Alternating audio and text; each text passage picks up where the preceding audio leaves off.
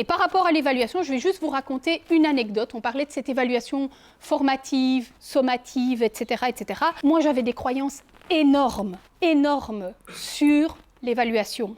Et des croyances qui ont évolué avec l'expérience, comme toi, mais des croyances qui ont été aussi bousculées par John et par l'école du dialogue. Alors, ma première croyance, je raconte, John vient voir ma classe de 2S. Je suis hyper fière, les 2S, c'était des moules. Des moules internationales. J'en avais certains, pourtant je faisais plein de trucs que moi je trouvais super, c'est-à-dire des stratégies d'apprentissage, de la connaissance de soi, puisque je donnais le cours de méthode, c'est-à-dire le cours de tout et de rien. Et j'en avais, chaque fois que j'ouvrais la bouche, il faisait avec beaucoup de discrétion. Et puis j'ai commencé à travailler en objectif et ils se sont mis à bosser comme des dingues, à tel point que parfois j'avais les deux classes de 2S et moi j'étais entre les deux, au milieu du couloir, je pouvais leur faire confiance pour qu'ils continuent à travailler.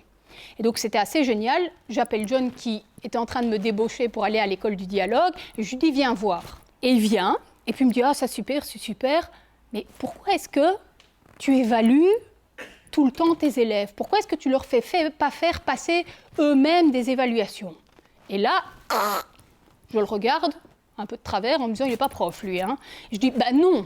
En fait, au moment où j'évalue, c'est moi qui évalue, c'est mon job en fait. Et donc non, les élèves ne vont pas faire passer des tests à d'autres élèves. Qu'ils s'entraînent entre eux, c'est une chose. Au moment du test, c'est moi. Et il n'y a que moi. Bon, en même temps, quand vous faites venir un Olibrius qui vous a déjà fait changer de posture, je me suis dit, ça me fait mal, mais puisqu'il me conseille d'essayer, je vais essayer. Et donc, mais j'ai essayé doucement. J'ai pas, vous voyez, c'est ça aussi, le petit pas par petit pas. Je ne me suis pas dit, ah oui, foire à la saucisse, tout le monde va tout corriger. Donc, petit à petit, j'ai changé certains de mes comportements. C'est-à-dire que j'ai essayé avec un élève en lui disant, est-ce que tu veux bien être expert pour ce petit test-là, etc., etc. Et je me suis rendu compte qu'en fait, je me donnais un boulot de dingue parce qu'il faisait ça de manière extraordinaire, quoi. Et c'était rigolo de les voir, parce qu'on apprend par imitation, de les voir. Moi, je me disais, ils vont tricher, ils vont s'insulter, ils vont faire n'importe quoi. Et en fait, je les voyais faire comme moi. Ah oui, regarde là, t'y es presque, hein. Mais il y a ces deux trucs-là que t'as pas compris. Va demander à quelqu'un de t'aider et reviens passer le test. Hein. J'étais sidérée. Et donc, le fait de changer un petit peu m'a permis de déconstruire tes croyances.